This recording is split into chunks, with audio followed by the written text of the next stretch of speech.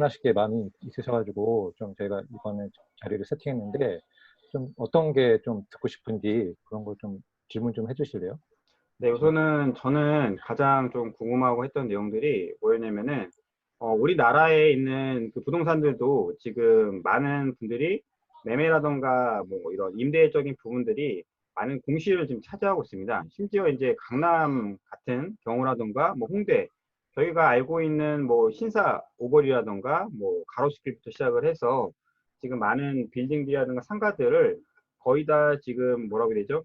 매매가 일어나고 있는 상황입니다. 1층임에도 예, 불구하고 공실이 있는 데도 있고 임대료를 못 맞춘다던가 아니면은 그 임대업자들이 들어온 후에 뭐 가게세라던가 어떠한 상권에 밀려서 주인들이 대부분 다 그 월세를 올리는 경우가 있거든요. 그러다 예, 보니까 거기 있는 분들이 계속적으로 왔다 갔다 해요. 그러니까 잘 되는 상가는 되는데 예, 이제 위치라던가 조금 멀리 떨어져 있는 상가 같은 경우에는 수익률이 뭐 거의 이렇게 잘 좀 안 나오는 것도 있겠고, 예, 그 이제 전문가님께 좀 궁금한 게 뭐냐면은 과연 우리나라에 있는 사람들도 그 일본에 있는 부동산을 사서 수익률이 나올 수가 있는지가 좀 가장 궁금합니다. 그러니까 첫 번째 질문 요약하자면은 우리나라 사람들도 수익률을 기대할 수 있는지가 좀 궁금합니다. 저는 수익률.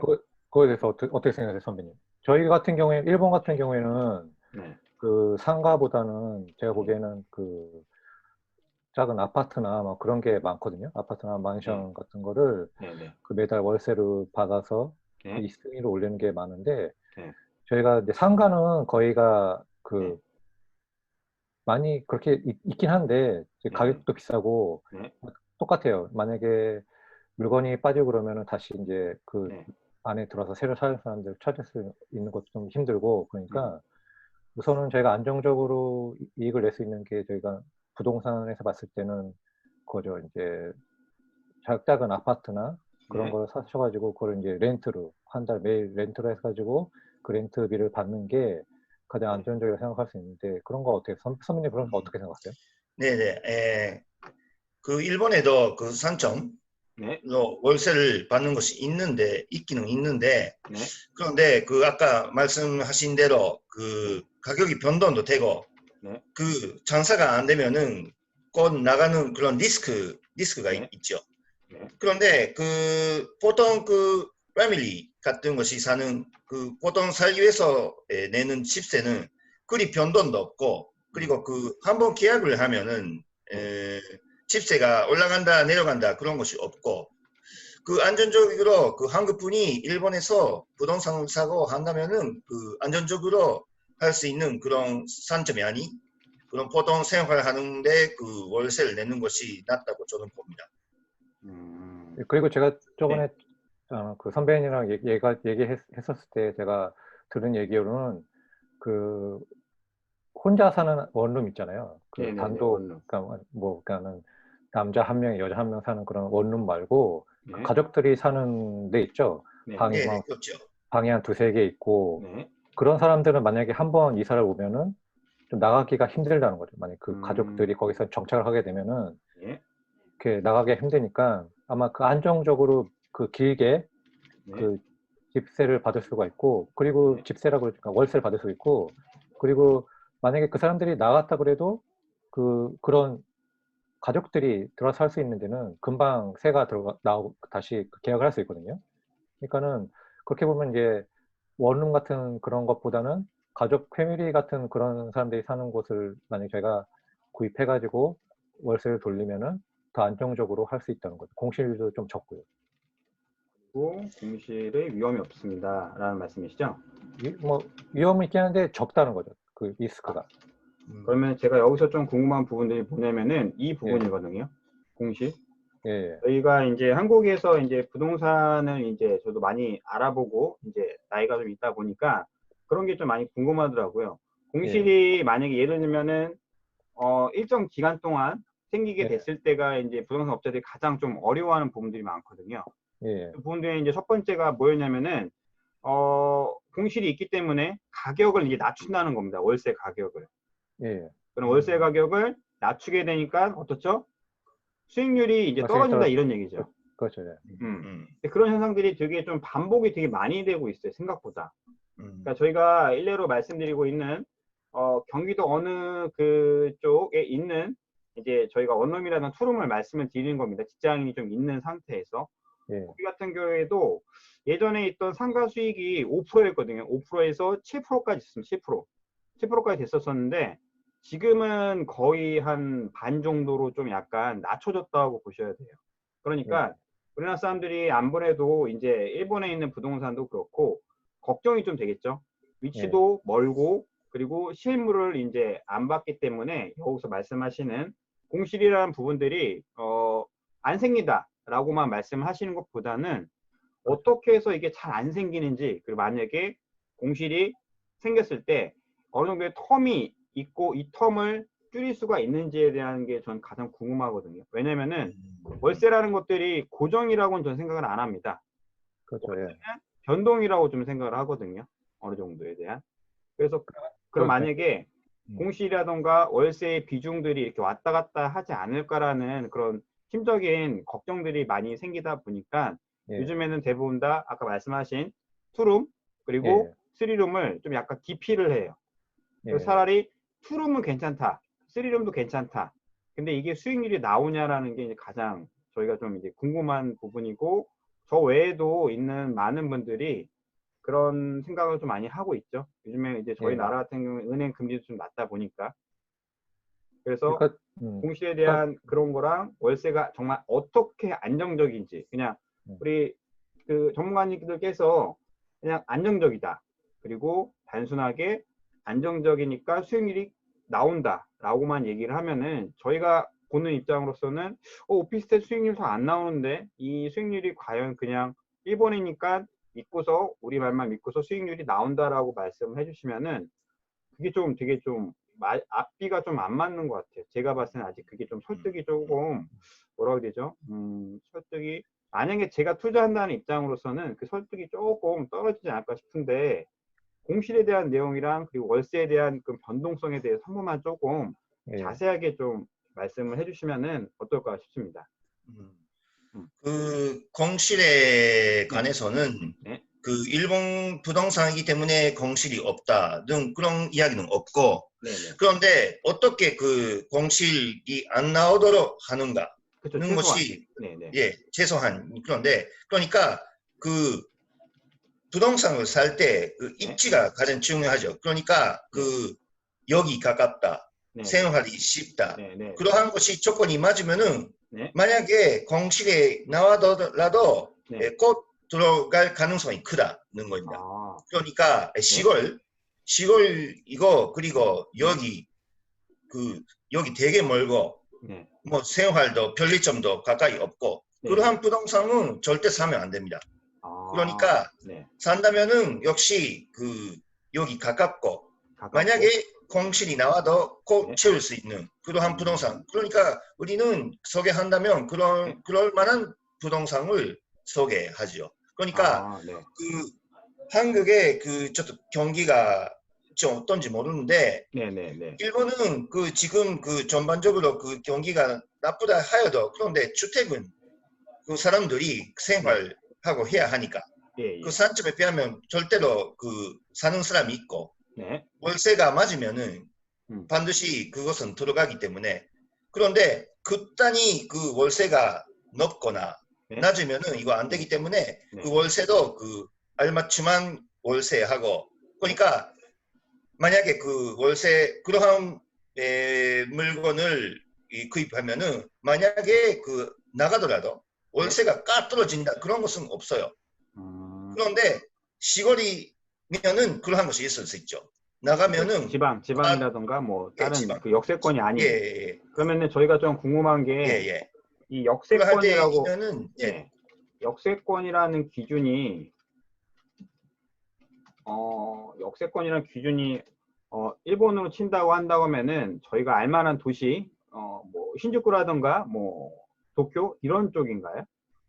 아니고 역세권이라는 기준으로 보면은 그러니까는 한국어랑 똑같이 일본도 역이 많거든요, 되게. 그러니까 역 주변은 저희는 거의 역세권이라고 해요. 그래서 그 사람들이 거의 이제 일본 같은 경우는 교통비가 되게 비싸거든요. 만약에 네네. 차를 굴리고 뭐 차를 유지하는 게 되게 비싸니까 거의 그 회사원들 같은 경우에는 이제 그 전철이나 그런 걸로 이제 출퇴근을 하는데 그 역이랑 가까운 데가 있으면 되게 좋은 거예요. 그러니까 그럼 거기가 저희가 역세권이거든요. 그러니까 보면 역에서 뭐 도보 5분, 뭐 도보 10분 안에 있는 네. 매물 같은 거는 저희 역세권 매물이라고 그러거든요. 그리고 그 안에 뭐 은행이나 뭐 편의점 시설이나 큰 대형 슈퍼마켓 같은 게 있으면은 생활하기가 편리하고 뭐 걸어서라도 그냥 역에 갈 수 있으니까 뭐 그런 걸로 보서 저희가 역세권이에요. 그리고 만약 신주쿠랑 저희가 알고 있는 뭐 신주쿠, 오사카 뭐 그런 거는 역세권이 아니라 뭐라고 그러죠? 그 상업적인 뭐 그런 거라고 그러죠. 그쪽에 사는 사람은 거의 없거든요. 거의 네네네. 그쪽 같은 경우에는 이제 그 무슨 가게 같은 거나 뭐 그런 매점, 뭐 상점 그런 게 많고 직접 사는 사람들은 그렇게 많지가 않거든요. 네네. 주거하는 사람들이 많지 않으니까 제가 저렇게 이렇게 뭐 맨션이나 뭐 아파트 그 세워서 역세권이라고 그러면은 거의 그 역에서 얼마나 떨어져 있느냐 그거에 따라서 이제 그게 역세권 매물인지 아닌지를 저희가 판단할 수 있을 것 같긴 한데. 자, 여기서 좀 궁금한 게 맨션의 기준이 좀 어떻게 될까요? 그 맨션이라고 그러면은 네. 한국에 그 일본은 그렇게 한국처럼 막 네. 30층 40층 되는 아파트가 네. 뭐 세네 개 뭐 몇 동 막 있는 그런 게 거의 없거든요. 네네. 그러니까 많아도 뭐 막 10층이나 몇 층 되는 게 하나나 두 개 있을 정도 뭐 네네. 그런 게 저희는 맨션을 그러거든요. 예, 그러니까는 예. 한국에서 뭐라 그러지? 한국에서는 한국에서는 그 그렇죠. 주택 아니 그러니까 빌라라고 빌라 하죠.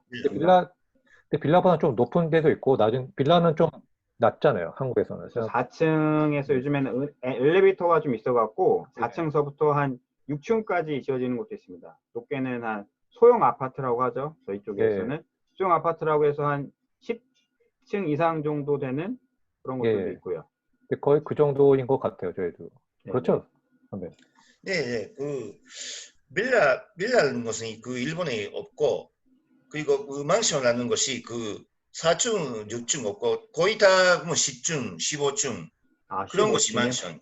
예, 그런 것이 망션이고 그리고 그 밑에는 그 2층, 4층 정도 건물이면 그 일본말로 단지라 하는데 그 엘리베이터가 없고 계단으로 올라가는 그 4층짜리 그런 것이 있고 그런데 그것은 그 옛날에 그 건물로서 지금은 그런 거 없어요. 지금은 망션 하면 10층 이상, 10층 이상이고, 네, 그 밑에는 그 2층 그 하이츠라 하는데 일본에서, 그게 빌라 하이츠 아파트 하는데 그러니까 한국에서 아파트 하는 거 좀 다르죠.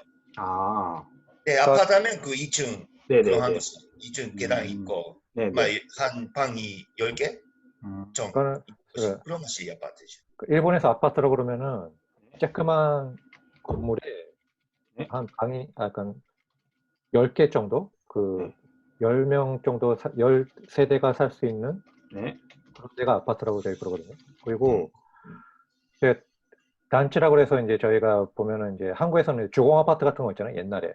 네, 맞습니다. 그 3, 4층에서 이제 작은 거, 엘리베이터 그런 없는 거를 이제 저희가 그 빌라나 뭐 그런 거로 맨션 그 지금 이제 예전에는 그게 많았었는데 그게 없어지고 이제 새롭게 이제 맨션 해가지고 이제 10층 이상 그렇게 해서 새로 한 동이나 두 동 정도 지어지는 거를 저희가 맨션을 그러거든요. 근데 이제 여기서 저희가 짚고 넘어갈 게 그 일본의 부동산 투자라고 그러죠. 일본에서 이제 부동산 해서 이제 이익을 얻고 그러는 거랑 한국에서 그 부동산 투자랑의 의미가 좀 저희가 다른 것 같아요. 왜 그러냐면 일본 같은 경우에는 예전에 그 부동산 버블이가 있었잖아요. 예전에. 네, 맞습니다. 네. 거기서 이제 되게 많이 이제 사람들이 크게 손해를 봤거든요. 네, 맞습니다. 그래서 얘네들이 이제 그 이후부터는 이제 정말 안정적으로 부동산 자산을 이제 걔네들이 늘려가지고 안정적으로 그거를 유지하면서 걔네들이 이제 사고 팔고 아니면 그걸 렌트를 해가지고 월세를 하는 걸로. 그래서 얘들 예전에 버블 전에는 아마 한국이랑 똑같았을 것 같아요. 싸게 사가지고 값을 올려가지고 팔고 막 그런 거였었는데 네, 지금 맞습니다. 일본은 그런 식이 아니거든요. 그래서 음. 이제 저희가 이렇게 일본 그 부동산 매물 같은 걸 소개시켜줘서 이제 저희가 이렇게 하는 거는 외국에 저희가 생각해 외국에 하나라도 좀 재산 같은 거 있잖아요. 한국에 네, 있는 네, 네. 재산 말고 그 외국에 재산을 좀 만들어 가지고 거기서도 이제 좀 이익을 얻으면서 안정적으로 그렇게 할 수 있으면 좋을 것 같게 같아 그거 되게 좋을 것 같아요. 저희가 지금 이렇게 하는 거고. 여튼 이제 일본 같은 경우에는 왜 그러면 그 세계 통화 중에서 그 외화로 봤을 때는 이제 달러 다음에 엔화가 되게 높잖아요. 그렇죠. 거의. 그러니까 네, 네, 네. 저희가 파운드요. 그렇죠. 그러니까 엔화를 가지고 있으면 그렇게 안정적으로 만약에 무슨 일이 있다 그래도 안정적으로 만약에 일본에서 돈이 나온다 그러면 그것도 좋은 거잖아요. 그래서 그렇죠. 저희 같은 경우는 이제 크게 뭐 이렇게 뭐 저희가 도박하는 것처럼 뭐 한 번 하나 사가지고 그게 뭐 몇 배, 20배 그렇게 올라가는 것보다 네, 네. 안정적으로 이렇게 길게 여기서 음. 일본에서 그 자산을 가지고 운영할 수 있으면 어떨까 생각해서 저희가 하고 있거든요. 그러니까 네, 네. 좀 그 투자, 그러니까 부동산의 그 매물을 가지고 저희가 이제 운영하고 그러는 거에 따라서 것에 대해서 한국이랑 일본이 좀 차이가 좀 다른 것, 그 의견이 좀 뭐야, 그 인식이라고 그럴까? 그게 좀 그렇죠, 다른 것 그렇죠. 같더라고요. 네, 네.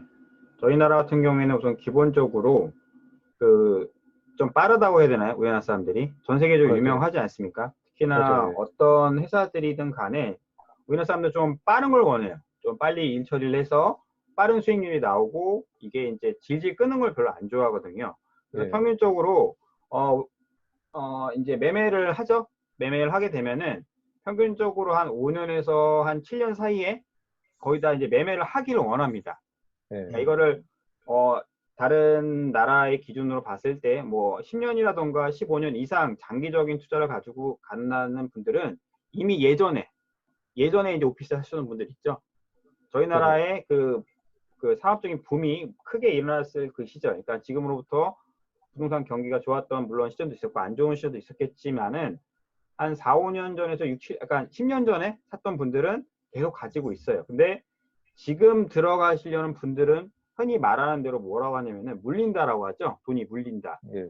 돈이 묶여서 이거를 갖다가 또 다른 곳에 투자를 하고 싶은데 부동산 가격이 떨어지니까 어떻죠? 심리적으로 아 이거 빨리 팔아야 되겠다. 월세는 들어오지만은 어때요? 월세가 1월부터 뭐 12월까지 계약이라고 한다고 하면은 여기에서 이제 월세적인 부분들이 좀 이제 좀 빠졌을 때 그리고 임대인들이 임대자를 구하지 못했을 때 그때 오는 그런 고통들이 내가 대출을 받아서 샀기 때문에 굉장히 좀 그런 걱정들이 되게 많이 쌓이고 있거든요.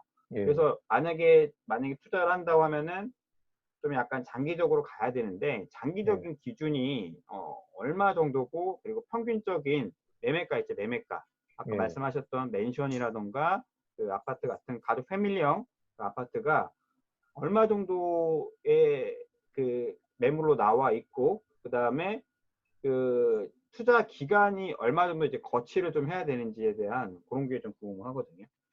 투자 기간 예. 및 그리고 매매가 이게 이제 가장 그거하고 이제 세 번째로는 흔히 말하는 수익률 있죠. 예. 요 세 가지가 이제 가장 대두가 좀 돼야 될 것 같습니다. 왜냐면은 이 이상이 안 된다고 하면은 안 그래도 한국에 있는 매물도 넘치고 나는데 굳이 저희가 일본까지 가서 경비를 들여서 이걸 해야 될까라는 그런 걱정들이 좀 안 생길 수는 없는 것 같아요. 예. 네. 그래서 첫 번째가 이제 투자 기간, 그리고 이제 매매, 그리고 수익률이 얼마 좀 되는지에 대한 부분들을 좀 이제 전문가 분께서 좀 말씀해 주시면 좀 더 좋을 것 같습니다. 예. 일본에서 네. 그 부동산을 사는 것이 네. 투자를 한다면은 네. 그 한국에도 그러한 거 많이 있죠. 그 네, 맞습니다. 네, 투자는 네, 그 네. 부동산뿐이 아니고 네. 그株뭐라 하지?株그 주식. 주식 예. 주식 매매나 네, 네, 네. 주식 매매나 그런 거 그 국산 채권. 예. 채권이나 네. 그러한 것이 많이 있는데 일본에서 부동산을 사는 의미는 그 투자라기보다는 투자나 혹은 그것을 그 사고 막 벌자 그런 것이 아니고 그 하나 그 외국의 그 부동산 자산을 소유하자. 그런데 소유의 기준.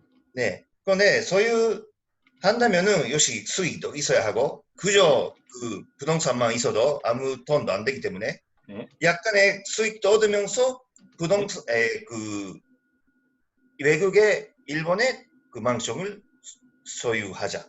네. 그러한 힘에서 우리는 물건을 그 소개하는 것이고 이것을 사고 그 맛 벌고 그 사고 그 이것이 가격이 배나 된다 그런 것은 없고 그렇죠. 예 그러니까 그러한 관점에서 그 한국도 역시 그 경기도 너무 만만치 않고 그 어떻게 되는지 모르고 그런데 일본은 그래도 아직 그 경기가 수준이 그 막 떨어진다 막 올라가는 것도 이제 없는 것 같은데 막 떨어진다 그런 것도 없기 때문에 그 외국의 그 안전 자산을 네. 하나 갖고 수익을 얻자. 그러니까 네. 이거 투자를 이 지금 내가 만약에 1억 원 가지고 있다. 네. 이 1억 원을 그 2배, 3배 하자. 그런 거 생각하면 그 일본의 부동산 사는 것은 그 우리가 그 추천해라나요. 그 저희가 좀 이렇게 하는데 만약에 선배 네네. 거기서 저희가 만약에 물건을 샀잖아요. 그 역세권이라고 그러죠. 그 역 근처에 있는 그 매물을 사가지고 만약에 3년이나 5년 정도 그 운영하다가 그걸 팔 때 가격은 어느 정도가 될 것 같아요? 뭐 3년, 5년 같으면은 그리 그 만약에 그 새로운 네. 것을 사고 그리고 5년이나 3년, 5년에 발작을 하면은 가격이 맞떨어지요. 예. 새로운 걸 신축네? 신축 예. 새로 지은 예. 예, 새로 지은 것을 사고 팔면은 그 가격이 맞떨어지지만도 그런데 그 유즈도 중고 예, 중고. 그거 쓰면 그 막 우리가 그 원하는 데가 우리가 그 수스메르 예. 그 부동산이면 막 가격이 한 5천만 원 예. 부터 그 1억 원 그 정도 가격이기 때문에 그 정도의 가격의 부동산이라면 그 막 거의 그 정도의 가격으로 팔 수는 있죠. 예. 그러니까 선배 얘기하는 걸로는 네? 보시면 그 신축 있죠. 네네. 새로 지은 물건을 매물을 사가지고 3년이나 5년 후에 그거를 판다 그러면은 네. 가격이 꽤 떨어지는데 아, 가격이 떨어진다. 원래부터 이제 중고 있잖아요. 중고. 네네. 원래부터 있던 중고를 사가지고 그거를 이제 다시 3년이나 5년에 팔면은 그렇게 뭐 가격은 떨어지지 않고 현상 유지나 아니면 좀 더 보태서 팔 수 있다는 그런 걸로 얘기를 하는데 저 만약에 그 역세권 같은 경우에 선배 그 수익률은 얼마 정도가 되죠? 만약에 그 수익률 예. 또収益率やね. 그렇죠. 예. 한 우리가 그 수스메렸다 막 6%, 7, 8, 10%. 6, 7, 8 예. 그 정도 되죠. 네. 6, 7, 8. 그런 거 사면 10% 정도네. 그러니까 거의 수익률이요? 뭐 예, 제 수익률이 네. 6%에서 10% 네. 많은 건 10% 이상 되는 걸로 또 있긴 하거든요. 그러니까 왜냐면 이제 저희 같은 경우는 이제 그 역세권을 만약에 저희가 소개시켜 주는 게 저희 처음에 얘기했던 공실률 있잖아요. 네. 그러니까 물건이 나가도 빨리 네. 만약 사람이 나가도 빨리 들어오고 만약 네. 그걸 저희가 되팔 때도 네. 여기 역세권 매물은 잘 나가거든요. 그러니까 네, 그렇죠. 잘 나갈 수밖에 없겠죠. 그러니까 그런 거를 이제 저희가 소개시켜 드리는데 저희가 왜 그 굳이 한국에도 이런 그 매물이 많잖아요. 보시면 그렇죠. 많죠. 이런 무지 매물이 많죠. 많은데 네네. 왜 일본까지 와서 이런 걸 해야 되나 뭐 그런 거를 의문을 가지고 많이 계시는데 네네.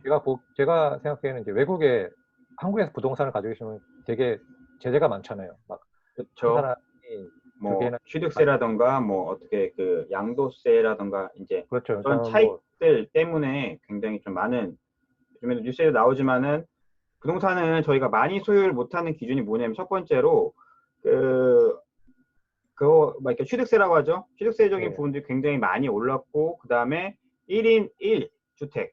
예. 그러니까 우리나라 사람들 같은 경우에는 기본적으로 이런 거가 있죠. 예를 들면은 그 내 집 마련.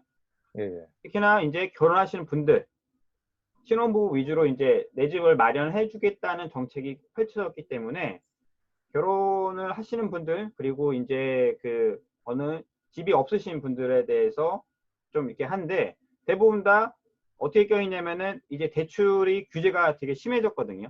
예. 한마디로 서울에 있는 그 예를 들면은 서울에 있는 아파트가 내가 청약을 통해서 당첨이 됐다. 그래도 못 사는 경우가 되게 많아요. 왜?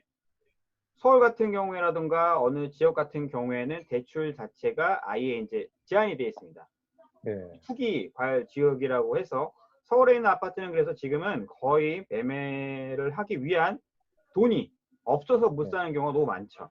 예. 근데 제가 봤을 때는 지금 아까 이제 저도 이제 중간에 들었지만은 우리 전문가님께서 이 매매적인 부분에 대해서 좀 제가 좀 많이 놀랬던 게 매매가가 얼마라고요? 죄송한데 매매가가 그러니까 지금 맨션 그러니까 평균적인 맨션 여기에 있는 이렇게 수익률 나오는 그 매매가가 얼마시라고요?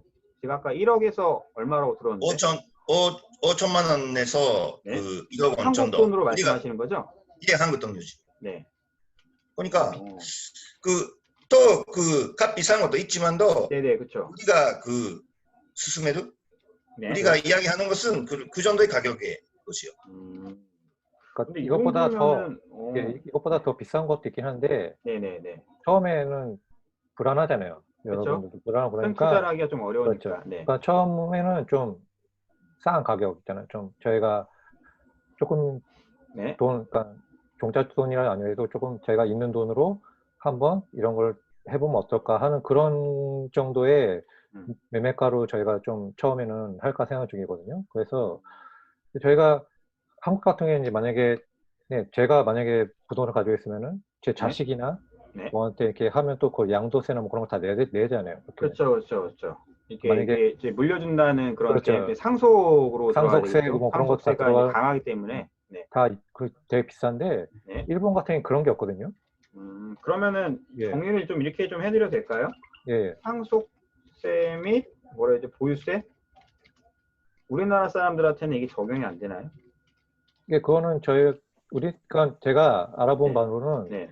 한국에 있는 부동산이랑 네. 외국에 있는 부동산은 별개라고 이렇게 국세청에서 네. 얘기를 하더라고요. 그러니까 네. 한국 부동산하고 일본 부동산, 네. 그러니까 한국에 있는 부동산 한 채가 있고 일본의 부동산 한 채가 있으면 그거를 규칙을 하는 게 아니라 한 채만 있는 걸로 생각하거든요.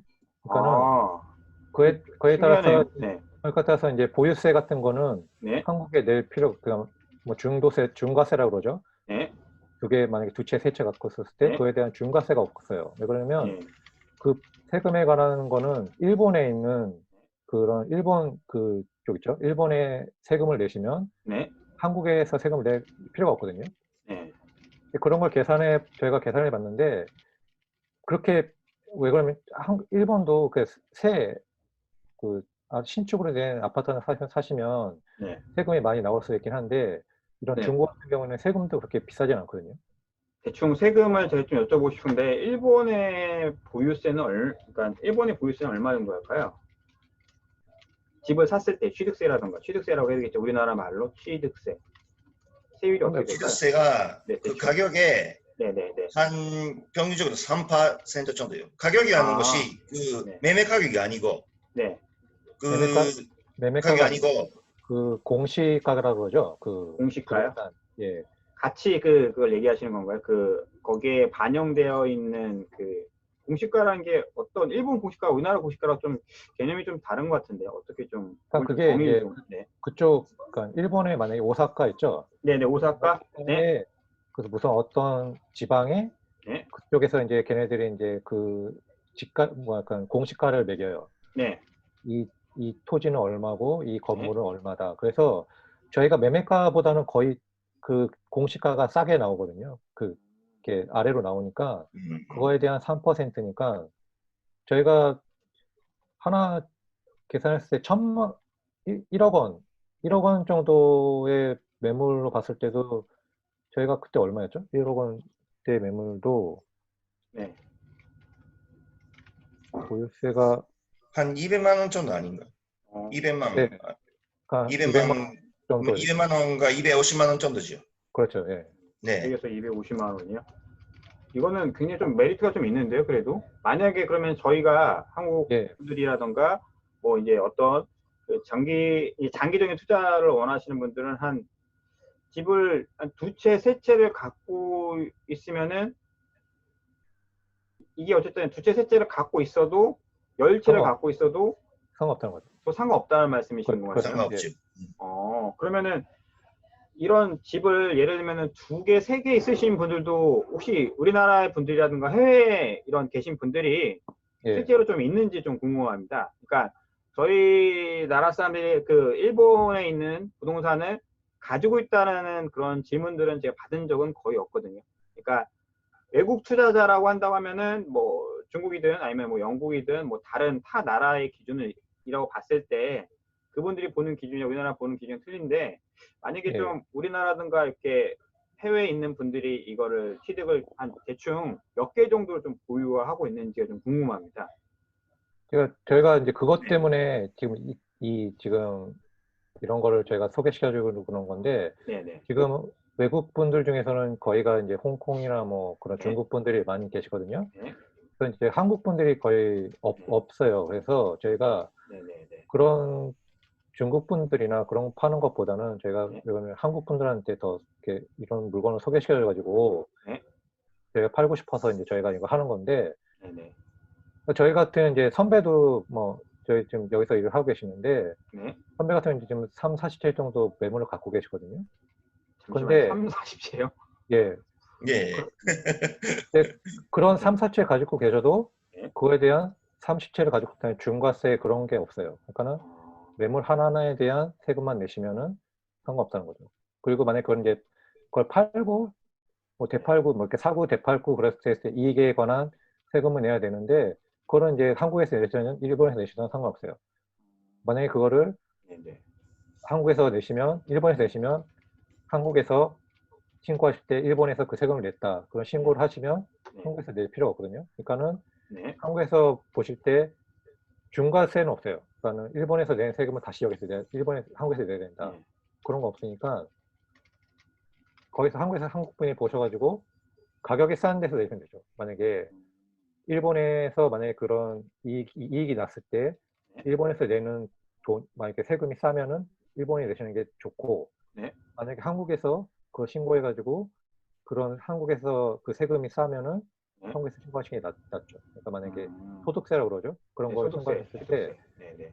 그러니까 그 이상, 그 이외에는 뭐 중과세 뭐 그런 게 거의 없고요. 네. 상속세 같은 경우에는 어떻게 되죠? 저는 상속세는 잘 모르겠는데. 그러니까 예를 들면은 그 예. 아버님, 제가 저희 뭐 만약에 부모님께서 저한테 준다던가 예. 그렇게 했을 때, 아니면은 저희 나라 같은 경우에는 그렇게 하는 경우가 있다던가, 아니면은 이거를 자식분들한테 되파는 과정으로 이제 하는 경우가 있습니다. 예. 예를 들면은 이게 만약에 얼마에 나왔으면은 여기에서 그 돈이 있는데도 불구하고 이거를 대출을 받는다던가, 예를 들면은 내가 이 1억에 대한 거에 대해서 대출을 한 8천만 원을 받아가지고 그거를 내 자식들한테 돌려주면은 그 빚까지 이제 다 떠안는 거죠, 그 자식분들이. 그렇죠. 근데 예. 이미 돈은 있기 때문에 그 상속세를 줄이기 위한 하나의 그런 뭐라고 해야 되지? 꼼수적인 부분들이 좀 있거든요. 만약에 그래서 이 부분에 대해서는 저도 좀 궁금한 게, 상속을 실제로 이렇게 좀 많이 이루어지는지가 좀 궁금합니다. 대부분 다. 이 상속이 과연 이루어지는지. 상속은 어떠세요? 잘 안 이루어지지 않나요? 상속. 제가 보기에는 아마 그 아버님이나 누가 돌아가셨을 때 네, 맞습니다. 네. 저희가 상속받는 걸로, 그런 걸로 알고 있는데, 네, 네. 그랬을 때는 어떻게 해야 되죠, 선배? 아, 그 거꾸로. 네. 아, 예. 상속을 해준다는데, 그러니까 돌아가시기 전에 그냥 내가 누구한테 어디에 있는 1번 매물을 갖다가 나의 둘째 아들, 둘째 딸에게 이제 준다라고 했을 때 이런 상속세적인 부분이 혹시 있는지. 요것도 그거는 근데 그거 같은 경우에는 별로 이렇게 지금은 좀 약간 좀 먼 것 같아요. 거리가 좀 먼 것 같아요. 그냥 예, 그러니까 저희가 궁금한 거는 이거 같아요. 이게 예, 세금이 그러니까 어쨌든 좀 그렇죠. 낮다라는 거, 그렇죠. 낮다라는 거. 우리나라에 비해서 훨씬 낮다라는 거. 저는 이게 굉장히 좀 메리트가 있다고 보거든요. 그러니까 제가 봤을 때 네. 그 일본, 그러니까 저희가 만약 맨션을 하나 가지고 네. 1억 원짜리 맨션을 가지고 있다 그래도 네. 그 한 달에 내는 그 취득세, 보유세 그런 거 있잖아요. 네. 관리비. 그게 관리비라고 되어 있죠? 네. 관리비 그런 것도 되게 네. 싸고, 왜 네. 그러면 그 1년에 한 번씩은 그 세금을 내야 되거든요. 그 네. 재산세라고 뭐 그러는데, 그런 것도 보시면은 제가 차를 가지고 있는데 그 차 내는 그 자동차세. 자동차세보다는 싸요. 아. 그러니까는 그 매물에 있는 세금보다 자동차가 더 비싸니까 그런 거를 생각해 보시면 세금에 관해서는 이렇게 중고를 제가 이렇게 저희가 추천하는 것도 그런 거가 좀 있죠. 그러니까는 세금도 좀 싸고, 그 예전에 이제 중고 같은 경우에는 네. 처음에 물건 매물을 지었을 때 네. 역 가까운 데에 지어질 데가 많이 있거든요. 네. 네. 네. 그러니까는 좀 그 로케이션이 좋은 데가 많이 있어요. 그러니까 네. 그런 거를 좀 싼 가격에 네. 좀 여러분들이 이렇게 살 수 있는 금액의 정도에 그렇게 해가지고, 만약에 한 달에 뭐 10%나 뭐 8%, 10%나 그런 거를 이제 유지하면서 이렇게 돈을 불릴 수 있으면 어떨까 저희 생각하고 있거든요. 그래서 아, 네, 알겠습니다. 그러면은 우선 저희가 좀 그 방송한 시간이 좀 길어졌는데요. 여기서 우선 방송을 좀 중간에 지점을 하고 저희가 이제 2부에서 한번 다시 좀 찾아뵙고 저희가 세팅 다시 한 다음에 저희 그 지금 방송 보고 있으신 분들에게 궁금한 부분들 뭐 댓글이라던가 아니면은 저희 메신저를 통해서 안내 좀 도와드리겠고요. 우선은 저희가 우선 지금까지 했던 내용들을 좀 정리를 한다고 하면은 이런 거겠죠. 일본 부동산의 수익률은 과연 얼마인가? 수익률 같은 경우에는 아까 말씀하신 대로 6에서 8% 역세권일 때, 그리고 수익률 같은 경우에는 10% 이상이 되는 것도 있다고 말씀하셨고, 두 번째로는 매매가, 내가 얼마를 투자했을 때 나오느냐에 대한 거에 대해서는 5천만 원에서 1억 원 이상의 한화를 투자했을 때 6에서 8%, 그리고 10% 이상의 역세권이 나오고, 그리고 보유세라던가 상속세가 세금을 한 번만 내면 된다. 그리고 세금이 굉장히 취득세율이 저렴하다는 거. 그리고 대부분 다 투자는 어디다 한다? 중고 맨션. 그리고 기간 같은 경우에는 3년에서 5년이 아니라 좀 길게 10년에서 15년 이상 투자를 바라보고 있고, 안정적으로 투자하시는 분들 같은 경우에는 뭐 이렇게 된다고 저희가 보면 되겠고, 그 다음에 보유세 같은 경우 말 그대로 이게 외국인 분들이 굉장히 이런 매물들을 많이 갖고 있지만은 세금을 한 번만 내도 되기 때문에 자산으로 오랫동안 증식이 가능하다는 부분에 대해서 좀 정리를 좀 한 것 같습니다. 그러면 저희가 다음 주제는 좀 어떤 걸로 좀 이렇게 좀 흥미있게 좀 끌면 좋을까요? 저희 같은 경우에 이제 일본에 대한 관점들이 뭐 좋기도 하겠지만 반대로 경기가 굉장히 안 좋기 때문에 일본에 있는 부동산들도 좀 위험하다라는 생각을 좀 들고 있습니다. 이런 부분에 대해서 이제 2부에 대해서 한번 자세히 저희가 알아보는 시간을 갖도록 하겠습니다. 자, 우선 우리 부동산 전문가님 두 분이랑 얘기를 나눴는데요. 오늘 좀 약간 좀 진지한 대화를 했지만은 2부에서는 좀 즐거운 재미있는 내용으로 해서 저희 같이 한번 대화를 하고 나눠보도록 하겠습니다. 자, 우리 두 분 수고하셨습니다. 네, 감사합니다. 고맙습니다.